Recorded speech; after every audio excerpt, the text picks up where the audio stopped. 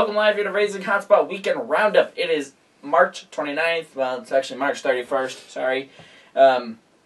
Tonight we have the return. Or security, by the way, is on the way. You got fired last year. You made your return back. I called security 30 minutes ago. You need to hire better security. Where the heck is Dad? Anyways. Past 8 is in bed. So, Dave is down south. No. I don't even know where he is. But anyways, he'll be back next week on Skype. But for now, we have the fill-in. My guest co-host, Chris McGeever, she will be covering the Racing Hotspot Points Championship segment tonight. Good luck. Thank you. Let's go right from the top. Here's our show lineup. We have Motorsports in 60, then we go to Supercross, IndyCar, Formula 1. Then we take a break from Formula 1, or take a break. Then we come back with NASCAR, the Points Championship, and the final lap. Here we go, Motorsports in 60, one topic. Boop. The NASCAR Capital Truck Series raced in Martinsville on Saturday. Here's the top 5. Tyler Reddick finished 5th, Johnny Sauter finished 4th, Eric Jones finished 3rd, Matt Crafton finished 2nd, and Joey Logano won the race. Now, if Dave was here, he would continue his debate of Cup guys not being allowed in the lower series. And he showed his disappointments, his feelings on Facebook. When we posted up, I don't remember what he posted, but it's not really that important. However, I have a no comment. Because you don't know what we're talking about. You're focused on how big your coffee cup is. Oh, it says Bubba.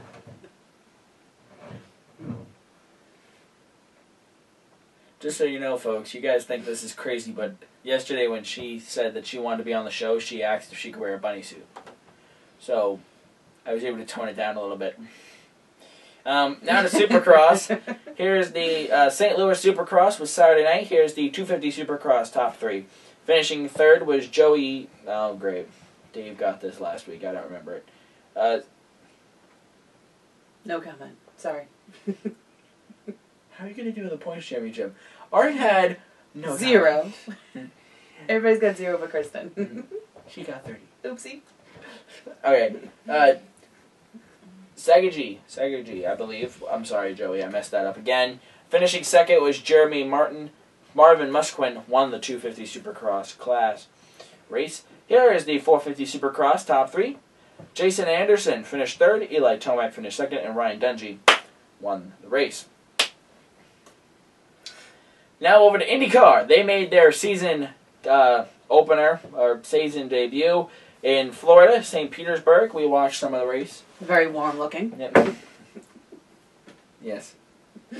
People were swimming. They're like... We had snow. They're looking at us going, suckers! Where were the people swimming? They weren't. Oh. It's a joke. No comment. Do you see why you're going to be fired? Again.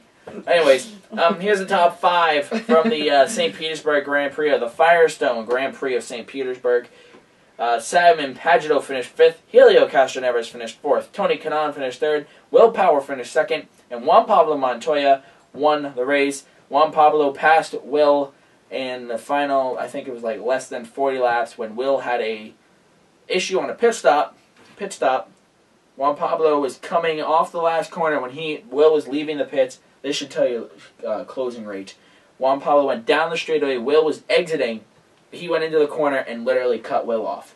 And that was it. Juan Pablo was just like, boo! And Will was trying to get to him, but he couldn't because his tires were cold. Juan Pablo's were warm.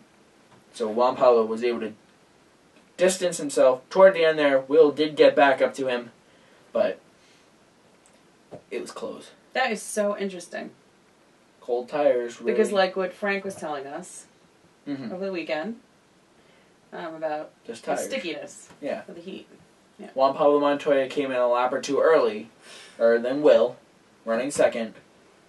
He actually fell back to like 5th, but everyone else came in and he just went right by. And Will tried to gauge it out, thinking Juan Pablo was 5th. So he's going to come out in front when he spun his tires on the exit of the pit road because of the coldness. Yeah. And Juan was just like, see you later, because he pulled away, gauging himself enough to last him the last 40 laps, because if Will had 5 more laps, he would have gotten around him. Right, because he would have warmed up. Exactly. Yeah. Which he did. He warmed up within a lap or 2 of coming out, but Juan had such a big lead, it took him 40 laps to get to him. Because they're both equal, they're both from Penske, so they're both equal cars. You know what I mean? Mm-hmm. Juan, I think Will was a couple tenths faster. So that was basically every lap he made a foot. And they were 40, 50 feet away from each other. You know what I mean? Yeah. So if he had 5 more laps, or if they went into a green, white, checkered, I don't think Formula One, no, IndyCar does do green, white, checkers. They'd gone into a green, white, checkered, race might have went differently, but if you remember correctly, off the last corner, Will was right on Juan Pablo's bumper, but Juan Pablo Montoya just gunned it, and Will actually tried, but he couldn't get anything. So, now to the Formula One segment, which before we go in, we will tell you the top 5. Here's the top 5 from the Malaysia Grand Prix. I'll tell you, Bottas finished 5th, Kimi Räikkönen finished 4th, Nico Rosberg finished 3rd, Lewis Hamilton finished 2nd, and Sebastian Vettel won the race. So now, let's head over to Peter and I, a segment filmed earlier. Peter and I talking about Formula One. In this segment, we talk about the race. We also talk about the technology in Formula One. Differences, you'll see. So, over to you. Welcome live here to the Formula One segment now with our Formula One analyst, Peter Long. How are you? It's been a long 2 weeks. I'm doing great. How you doing, Devin? I'm good. So this past weekend, Formula One raced in Malaysia. I watched some of the practice at 3 in the morning. Don't ask why I was up. And the track is amazing, in my opinion. I've never really watched a race there, from there. So tell us your thoughts on this past weekend. You know, speaking of tracks, I mean, the tracks, Formula One tracks are always spectacular. I mean, if you look at the price tag for the modern F1 racetracks, they're in the hundreds of millions of dollars, and some of them go into billions when you start counting the infrastructure that they put around the tracks themselves. I mean, you look at Sochi or you look at Malaysia, I mean, there's so many beautiful tracks. Even in China, in a couple of weeks, you'll see that's an amazing track too. This weekend was probably, it was a game changer for this season. I mean, you know, we had 4 years of dominance with Red Bull and Renault and Sebastian Vettel, and then finally Mercedes came out with a factory team last couple of years that was good. Last year, they just killed the competition. And after the first race of the season this year, it looked like they were just going to walk away with it. And there was really not much point in watching it because we already knew who was going to win the championship. And even though I still think Hamilton has a chance to win the championship, Ferrari has surprised a lot of people at winning this race. And of course, Vettel in his second race with Ferrari is showing how it was quite a good move for him to move from Red Bull to Ferrari in the off-season, and taking Fernando Alonso's place, who was mired in last place with McLaren Honda, who for the first time since 1976 didn't even classify in the race. Him and Button were out early. Wow. So did not even finish. So spectacular race, of course. Vettel, great ride. Finished 10 seconds ahead. You know, he started the race. He was behind Hamilton for the first 5 laps, staying within a second of him. Then there was a safety car, and the Mercedes decided to go in, change tires. They were 10 seconds behind, and that's how it ended, even though they each had 2 stops after that. You know, should they have stopped? Maybe not. Should they have gone on medium tires? Maybe not. But at the end of the day, the Ferraris were quick. Raikkonen finished in 4th place. So we had Vettel in 1st place in a Ferrari. Then you had Hamilton and Rosberg in the Mercedes in 2nd and 3rd. And then you had the other Ferrari of Raikkonen in 4th place. 5th and 6th went to the Williams. Again, Mercedes power. And 7 and 8 went to Toro Rosso, which is also running a Ferrari engine and is the junior team to the Red Bulls, who couldn't do better than 9th and 10th or 8th, 9th, whatever it was. So big fall for them after having 4 years at the top. And last year, even though they didn't win, the championship, I mean, they did have 3 wins on the season. They're not looking good at all so far this season. Wow. Okay, so after race 1, you were saying, and Dave was saying, how it seemed like it was just gonna, as you said in this, it was just gonna be another Mercedes year, and I guess Sebastian Vettel heard you and decided to change that up. Right. I mean, I would have been so happy if Raikkonen would have won, because I love Raikkonen. Never been a Sebastian Vettel fan, but I have to give it to him. He is a great driver and probably go down as one of the best drivers in the history of Formula One. Yeah, I mean, it certainly makes the championship more interesting to watch. That first week when you have 2 Mercedes finishing a half minute ahead of the rest of the pack, they didn't even show them in the race. They were concentrating on all the other close races for like 5th and 6th, So it was interesting. I mean, I still think that Mercedes has the advantage, but Ferrari has made a lot of changes to its crew. It's the F1 principal, the manager, etc. All of them have been sacked last year, and they've all been replaced. And even though the car was designed last year, they've got new people in place now who are very enthusiastic, and they're working hard. And it's nice to see a competition. With that. Yeah. Last year, did Vettel have a win? I don't believe he did, right? Yeah, Ricardo had the 3 wins for Red Bull. Okay, so do you think that he had a podium, but I don't recall him having any wins last year. Okay, do you think that was somewhat of a motivation coming into a new team? Now he's kind of going, okay, let's start this off right, get us moving in the right direction as far as a championship. Do you think that was motivation? I think that every F1 driver wants to win, and at the end of the day, it's just having the equipment to compete. And Ferrari provided Vettel with the equipment to compete. And if you give Vettel the equipment, he will drive the wheels off it. Look at Fernando Alonso. I mean, he's always been such a great driver, and he couldn't even classify because the McLaren Honda is just not an F1 car right now. So you can be a great driver, but if you're driving junk by F1 standards, you're not going to win any races. And Ferrari have had issues these last few years being competitive, and their motto is if they're not winning, they're doing something wrong. So it's been too long for them to have been away from, even though, Fernando Alonso did win a race in Spain, I believe in his first year with Ferrari, they just have not had much success in the last 4 years. So, I mean, Red Bull has been winning 4 years, and then Mercedes last year, it looks like they were strong this year. So you're looking at 5-6 years without Ferrari really being the winning car. And, the winningest team in F1 history. So it's been a long, long drought. A little bit like the Montreal Canadiens not winning a Stanley Cup, Maybe that'll change this year, too. Stay on the topic of racing. No, I'm kidding. Yeah. Dang it, I lost my thought. Thank you. No, I'm kidding. So next weekend, we have off. And then we go to China, I believe you said, right? Right. Are there similarities in... I'm totally going off of what I was just path I was going on.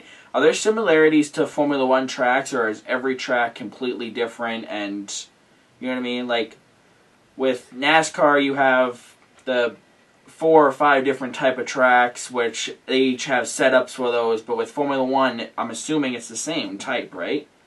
Well, I mean, they're configured differently. But they're called circuits. They're not. It's not like a road race. They do have a couple that are considered road races, like Monaco goes through the street, so they have a section. Valencia which is the European one in Spain. That has a section which is on the roads. And then there's the one in one of the last ones of the year, which is also in the street, and it's a night race. Oh, yeah. Which is really cool. And I don't know if you noticed, but the cars this year, they have this thing underneath them. It's a plank, and it's to give them they have to have a certain ride height. But the material it's made of is like a tungsten or whatever, but it's always hitting the ground. It's always sparking. So you just see the car go, and it's just like sparking all the time. So I'm looking forward to seeing that night race with those cars, the way they're sparking this year. The new tungsten, undercarriage. Yeah, that's the night race is always fun. I always usually catch the highlights because I don't have a DVR and I don't really want to be up at 3 in the morning. So but the circuits are obviously, they're circuits. They're not. In other words, they're designed for Formula One cars. It's not like they're adapting a street or a neighborhood for a race. They're really designed for that. And they're not the type of. It's not like a circle or an oval. It's not. They're not banked. Like a lot of NASCAR. What do you call them? Raceways or tracks, speedways. Speedways, They're not made the same at all. They're just circuits. They got a lot of runoff. Because these cars can run off, and you don't want them hitting into walls. NASCAR, they're so close to the wall. I mean, I remember seeing a race in New Hampshire, the first one I've ever seen, and I was so impressed by how they're coming around those corners really quick. Kind of gave me a new appreciation for NASCAR. Yeah. You don't want that in F1. Yeah, and I appreciate F1 because multiple things. Like F1, you can change it. I almost think of a Formula One car like a remote control car with a pilot because these crew chiefs can change so many things from just the pit boxes. And it's like, holy cow. With NASCAR, they have to come into pit road 4 or 5 times during a race to make an adjustment. With the Formula One, they can just press a button or something and it changes on the car. So yeah, well, a lot of that is actually they'll call it in to the pilot, and he'll use his steering wheel, and they'll use the inputs on the steering wheel, which is a little bit like Nintendo. Yeah, the steering wheel alone, you see a picture of that, and it's like, whoa, that's a lot of buttons. Where it's funny you were talking about the tracks, because if you look at the configurations of the tracks, I mean, you can actually get those games online on Xbox and play them, and you see the circuits and how all the turns are different. Some are tighter, some are less. So you really have to have the right line. And in the past, the pits are, they were able to call in and have them adjust their lines or tell them they were braking too quickly, or they were, braking too late, or whatever, into certain terms. And now they're not allowed to give any driver input whatsoever. Wow. Because it's called cheating. So some of those rules have changed this year. They can't give driver input. So, the pilots have got to be prepared when they go to a track and know the track. They walk the tracks before, they race them. So I keep calling it a track, but they are called circuits, Yeah. Now, I'm just trying to educate our viewers. I know we're recapping Malaysia, but we're also talking about Formula One in general. The cars, like, let's say Lewis Hamilton, he goes to Australia, he wins with his car, which he did. Could he take that same car and go to Malaysia? Like, are the circuits, you said the circuits are different, but they're kind of not really the same, but they're not as drastically different like with NASCAR. Right. Well, NASCAR does have some fast tracks and they have some slower tracks. Mm-hmm. In F1, you have some long straightaways, you have some with a lot of turns. So it's all, they obviously take the cars, from track to track, but they change the setup. So if you look at an F1 car, there's a lot of spoilers, everywhere, Yeah. So they make a lot of adjustments to control the downforce, of the car. So the more downforce you put on a car, the less fast speed you'll have on a straightaway. So it's always give and take. Okay. Do you want to be fast in the straightaways, or do you want to be fast in the curves? And, so you have to come up with an ideal configuration that will make you the fastest car. you can be the fastest car in the straightaway, but if you're really slow in the S's or some turns, you're giving up your advantage, Okay. So, and really what they play with is downforce on the vehicle. They have very small wings in the back. They can control the angle. That's really the main thing they adjust in a car. They can't obviously change the engine. All the cars are spec'd. In other words, that everything has to fall within a certain range, so that the cars that's why they all look the same, Yeah. But when it comes to little things, like some of the front wings, you'll see they're really different. They'll have little deflectors just to control the airflow over the tires or over here, over there, everything to give them a tenth of a second, in speed, whether it be, they want them nailed to the ground in turns and be able to go faster in the straightaways. I mean, it's a big game, if you're going to be fast in the straightaways, you're usually giving it up in the turns, et cetera, and vice versa, Okay. So yeah. the cars, they are the same, but they have different setups. And also, over the course of the season, they do bring new components to the car. They try to improve some of the components they have. But again, they all have to be within the regulations that is set forth by the FIA. And if some team sees a new component, and they say, wait a minute, you can't do that, there'll be a ruling to see if it falls within the rules of, the designs they were supposed to make, etc. So it's closely monitored, but everybody's always looking for a little advantage here and there. I mean, to give you an example, a few years ago, 2009, this team came out with this triple diffuser. So if you think about the exhaust coming out of the car, they were actually able to capture that and get downforce with that. Really? So think about how you're going on the straightaway. You're not giving anything up in terms of mechanical grip on the ground by giving yourself too much downforce with your fairings.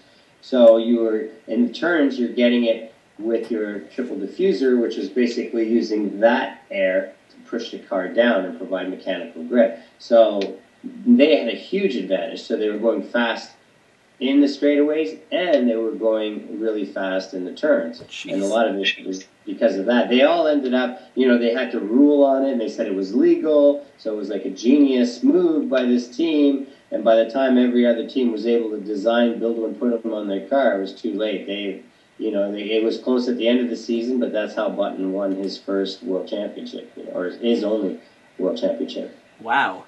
That's insane. A diffuser. Yeah. That was it. Jeez. And for all those... You can't do that anymore, by the way. They don't. That's been taken out. For all those people that think racing's just sitting in a car and making turns, they're way off. Oh, you're so right. I mean, with Formula One cars, that's why when you look at the race, you have the Ferraris 1 and 4, the McLarens 2 and 3. You have the Williams 5 and 6. You have the Toro Rossos 7 and 8. You have the 2 Renaults, Red Bulls 8 and 9. I mean, the 2 cars, they have the exact same specs. They're basically right next to each other. 2 and 3, 5 and 6, 7 and 8. I mean, the only one that was different was 1 and 4. Which was Ferrari, and that's because probably Raikkonen on the first turn got clipped, so he got a flat tire, so he had to go in to get his tire changed. So that cost him 20 seconds. So that's probably what it was. But yeah, the teams are so close. They're actually competing with each other on the track. They're like within a second of each other. The cars are so technologically advanced that there's no advantage, and the drivers are so good that it doesn't really. They're so closely matched. It's incredible. Now, one other question. I know we're about 20 minutes or so, but one other question. You said that the teams always compete with each other and they're so close in specs.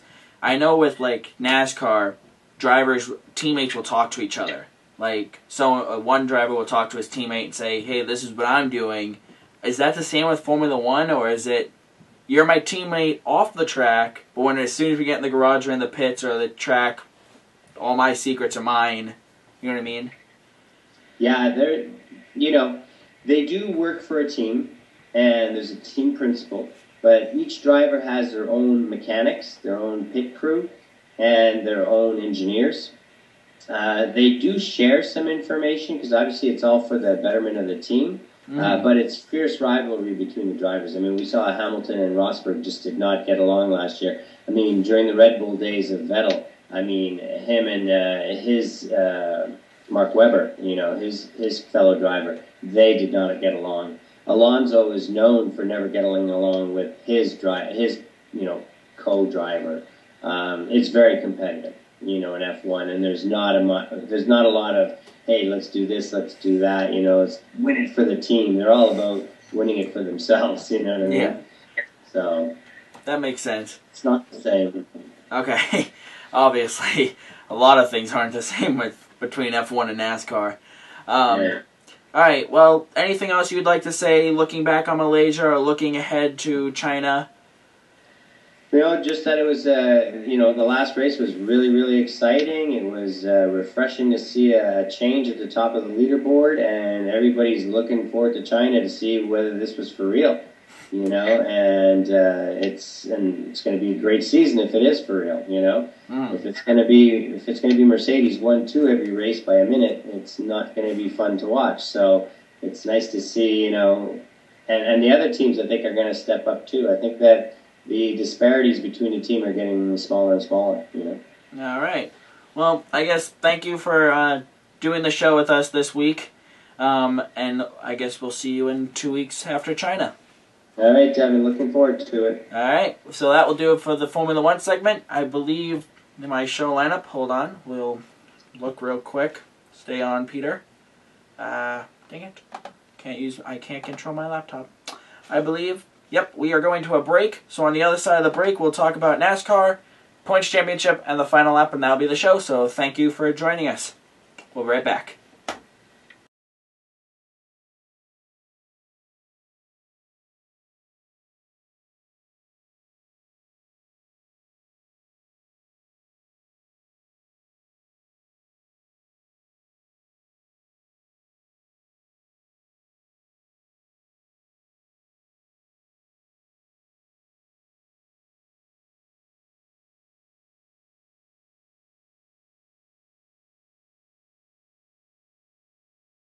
Welcome back live here to Racing Hotspot Week Roundup. Thank you, Devin, for sending that off to us in the commercial. Really was a great Formula One segment this week. 30 minutes long. It's a little lengthy, but you know what? We got a lot of info in. It wasn't just us rambling on. And yeah. So now let's go to the NASCAR segment. The STP 500 was raced at Martinsville Speedway on Sunday. Here is your top 5. Finishing 5th, David Reagan. Matt Kenseth finished 4th. Joey Logano finished 3rd.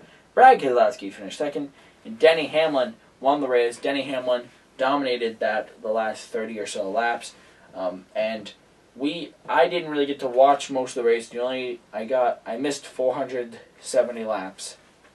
I got the last 30 because we were out and about. But from what I heard, it was a crazy race. If Dave was here, he would know. I probably should have watched the race when I got home on Dave's DVR. Dave's probably watching this laughing at me right now. Moving on. Oh, Kyle Larson, by the way, he is released from the hospital. He fainted on Saturday during an autograph session. He's released. NASCAR has changed the qualifying system for super speedways. They'll be doing single car runs instead of group qualifying. There's something else. Hold on. No, is that just in Daytona? No, it'll be at Daytona and Talladega. Why not other places? Or they were the ones that changed it? No, the other places are working fine. The issue is the NASCAR doesn't like how the drivers are rushing out to the end of the pit road. Right. Waiting. So NASCAR said, really? And they just said, if you're all going to wait, why not line you up and do one at a time? Right. So that's what they decided to do. And plus, those cars were all getting banged up before the races. Exactly. That was another thing. Trying to just go make sure I'm all set as far as my news here. NASCAR, there's a debate right now whether or not NASCAR should let teams poke holes in their tires. And Darrell Waltrip said, if drivers want to run their tires flat, they should be able to. See, now my question is why would they want to? But there is a reason. Somebody was talking about that. Go ahead. You want a speaking part? No. Yeah, but I can't remember who it was.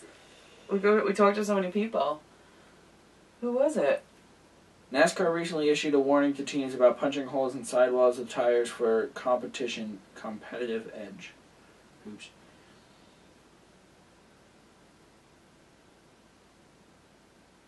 Hold on. I don't remember who it was. Was it something to do with Sebring, maybe? No. You know what I'm talking about? No. Good.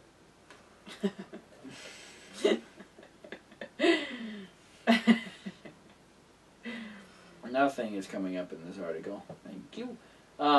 So we're going to do a little bit more research on that. Also, we'll get to that at the end of the show. We have some live event news coming up, including that. Oh, yeah. Well, I can't believe how much snow they still have Yeah, I know. at Right? NHMS. It's crazy. That is, Well, that's a lot. it's actually not. It's more like a foot. 'Cause Yeah, I that know, wall but I is... thought they would have cleared that already. We'll explain in a little bit. So now to the points championship, which... forgive her for no comments. Off to you. So the RH Points Championship picks. We had Art, who picked 48 for first place. Trooper picked 41. Joe Mackey picked 88. Dave picked 2. Kristen picked 18. Devin 4. And Justin number 24. The standings are Art got 0 points. Trooper got 8 points, coming in 4th. Second. Joe, second. Came in 2nd, sorry, Trooper. Joe Mackey got 2 points, coming in 5th. Dave came in 1st with 10 points. Kristen got nothing. Devin got 4th place with 4 points. And Justin came in 3rd place with 6 points. So our current standings are Art has 56 points. He is the leader, the current leader. Okay. We have... Sorry, what? I said shocker. No. Dave is negative 18 points behind the leader. Trooper negative 19 points. Joe Mackey, he's down by 26. Justin follows him with negative 27. Devin is negative 30. And Kristen is negative 33. She's waiting for her shining moment. She's waiting for Talladega when the rest of us all wreck out and she gets the top 5 perfectly. Great job for your first time going through. Thank you. Definitely see the differences between how I say it. She says it. Negative 18. So, let's get to our final lap here, and then we'll talk about the... Thank you for the speaking part. I appreciated You it. want to do some of this? I'll just sit here and nod my head again. You want to do some of this? It's really easy. Before we get to the final lap, we'd like to say that next week we have off. I think the first actual... Maybe I'll do some coverage. I think actually next week will be the first actual off weekend that I've had in the show in 4 years. Other than the off seasons, of course. Because it seems like whenever NASCAR is not racing because of a holiday, Formula One's racing. Are they racing? No. Oh, nothing's going on. No, but my point is in the past it's like all the American stuff is off because of Easter, but Formula One is still racing. And it's like, but this year, they're not. So, Interesting. to be honest, I think next weekend I'm probably going to go stir crazy. So, I'm going to look into the whole punching thing, and I may pull over my tire there and do a little tech garage segment, because I still need to engage with you guys. And you guys are probably all going, oh great, we want a weekend off without him. Anyways, here is the final lap. I do. We'll go every other one. I'll say Supercars, you say any car, I'll say Formula 1. Got my point? Sure. Final lap, folks. Here we go. Final lap is brought to you by TS Motorsports. Sean Buffington, Tom Gray. Supercross is off till April 11th. IndyCar is off till April 12th. Formula One is off till April 12th. Global Rallycross, we're looking at May 31st for a start. They haven't started their season yet. 2D Night Sports Cars off till April 18th. And on May 9th, we have NASCAR's Camping World Truck Series. The NASCAR Xfinity Series will return April 10th. And NASCAR Spring Cup Series will be back April 11th. Xfinity and Cup Series, that is the first night races, or scheduled night races of their seasons. Where are they going to be? Texas. Texas. Want to go? Sure. Wait, that's Thompson weekend. Ooh, that would be close. Ooh. Friday night I'm in Texas, Saturday night I'm in Texas, Sunday I'm in Connecticut, Monday I'm home. I always wanted to win the Powerball, but I'm kind of glad I'm broke. I think I'd be kind of tired. Hey, folks, just for this moment. Hey folks, it's Thursday, I'm in California. Hey folks, it's Friday, I'm in Florida. Hey folks, it's Saturday, I'm in Minnesota. When does he get schoolwork done? Mom. Bing, bong, bing, ding. It's like a giant pinball machine. Ding, ding, ding. Anyways, so that's the final lap. That's the show. Now, before we go, having you on is good because you're my live events season. Chauffeur. No. No. Get me a glass of iced tea, Mom. No. Don't say the stuff I actually do. So, we are 12 days away from when the show is taped. 12 days away from our season opener. Now, our season opener is going to be on the same date, April 12th. Now, our location's changed, as most of you have seen the Facebook post. Here's the deal. If you look in our yard right now, and in a week or so if you look in our yard, you're going to call us liars. But the snowbanks are taller than the grandstands at Lee, which is where we were supposed to... What? Really? Mm-hmm. They cleared the track and threw the snow into the grandstands, and it froze. It makes sense because giant sleigh hills. Into the catch fence. Racing is racing. Into the catch fence. Yeah. Right through the catch fence. Again.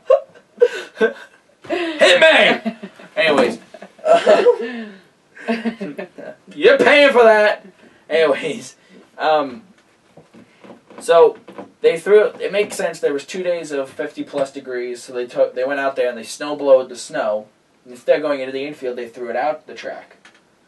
Well, it went 50, 50, 20. 20, 20, 20. And basically that made it so all the snow that they threw in, I'm assuming, froze and created a giant hill of snow. And now it's ice. Now, of course, Lee USA Speedway, you might be watching this right now going, what the heck are you talking about? That's not at all what happened. I'm sorry. I think a lot of people do that. Probably. Anyways, so instead, we decided that we still want to keep our date, because I want racing. And playing with my cars on the table is getting real boring, because, I mean, I don't do that. So, instead of Lee, and it took a lot of convincing from her, instead of Lee, we'll be in Thompson, which we did last year, if you remember correctly. We went to Thompson and Lee. But they moved Thompson back a week. This way Lee and Thompson were on the same day. So we decided since Lee was closer, we'd go to Lee. But now, Lee's canceled. So here's Thompson. So now, it's looking like we're going to go to Thompson. And then we have a little change of scheduling as far as what we put on Facebook. Sunday, Thompson, April 12th. Then we're looking, not a guarantee or anything, but Friday night, Albany-Saratoga Speedway. Now, I still have to... Find a place to stay. Get a ride there. Money for food and gas. Not what I was looking at. Ask Mom.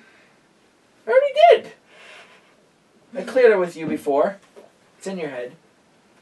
I still have to get media permission. Because obviously we can't just show up and... Because there's a media tab on the website. Anybody interested in coming and filming needs to get media credentials. So I'm like, okay, I guess I gotta be good. So we're going to work on that. We're going to try to get media credentials. Worst case scenario, April 25th, we're looking at a doubleheader Saturday type event. New Hampshire Motor Speedway Legends Car Racing, and then Stafford Speedway Legends Car Racing. We're still waiting to hear back from Stafford as far as media, but NHMS looks like it's a go. Because NHMS is NHMS. Then May 2nd, not sure about this one, but we're looking at going to Riverhead Raceway in New York for Legends. Now, like I said, we still are waiting for the green lights on all of these, except for Thompson. Thompson's going to happen. Which, Thompson is the Icebreaker. Great name for our season opener. Icebreaker 150. We covered it last year. It was a great race. And we'll have coverage of that, including infield, garage access, and stuff like that. Being with some of the teams, maybe interviewing some drivers before, which should be fun. So that's how it's going. So that's how our live event season's looking. To explain what you were saying about the snow blowing, New Hampshire Motor Speedway posted up on their Facebook page a video of them snow blowing the track.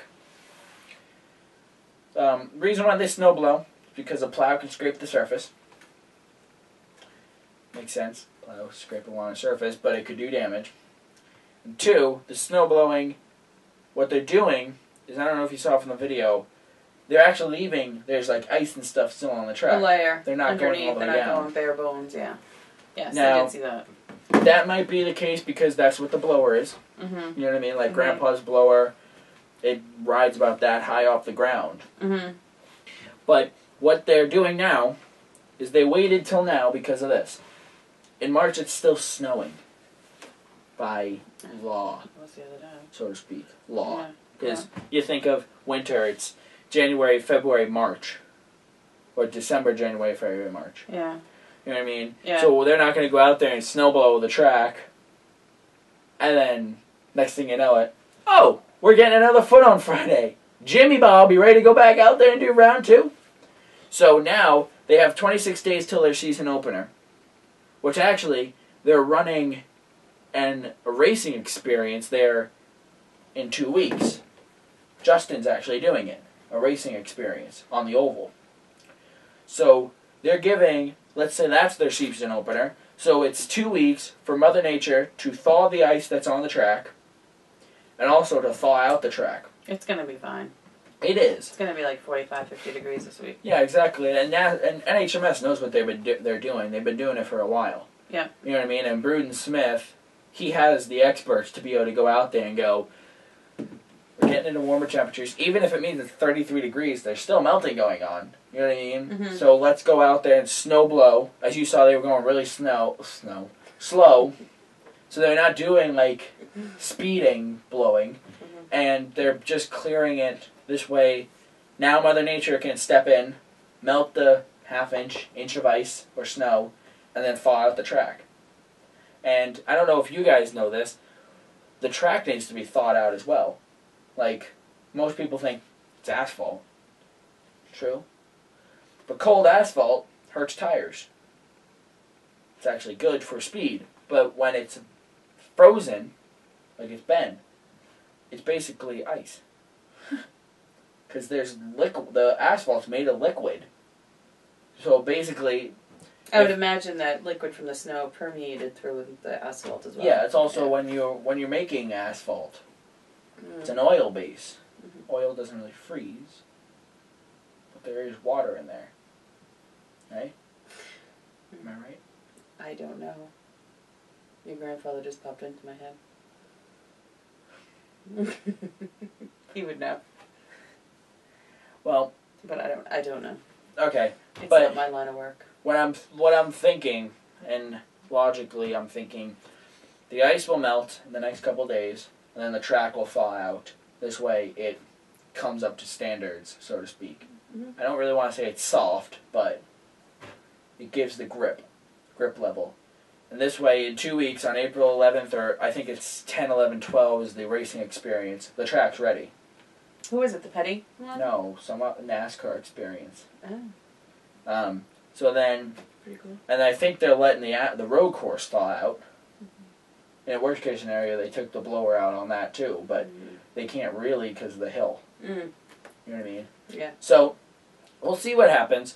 I know NHMS knows what they're doing. They're going to get it done. They're going to be good to go come April 10th, 11th, 12th for the Experience, and then the 25th and 26th for the Legends. Speaking of NHMS Road Course, this past weekend they announced that the U.S. Legends Cars World Finals will be held at NHMS. The NHMS, Road Course come October 16 and 16, 17, 18 this year. We're going to do our best to be there to get as much coverage of that as possible. I've already submitted my media stuff to U.S. Legends Cars to try to be one of the leading broadcast partners, which means you might see the race live on YouTube. We're not sure. So that's it. That's going to do it for our show. We'll see you in 2 weeks after the Icebreaker 150. That show's going to be a little late because of the Icebreaker 150. But in 2 weeks we have Supercross, IndyCar, Formula 1, and the NASCAR Xfinity and Cup Series. So until we see each other then, thank you for joining us this week. Thank you, Peter, for joining us. Thank you for joining us. You're welcome. Yes. Anytime. Dave will be on Skype for one. I'm sure the ratings are going through the roof. The roof's upside down. Dave will be on for one show on Skype, and then he'll be back in studio soon enough. So until we see each other in 2 weeks, happy Easter, everybody, and goodbye.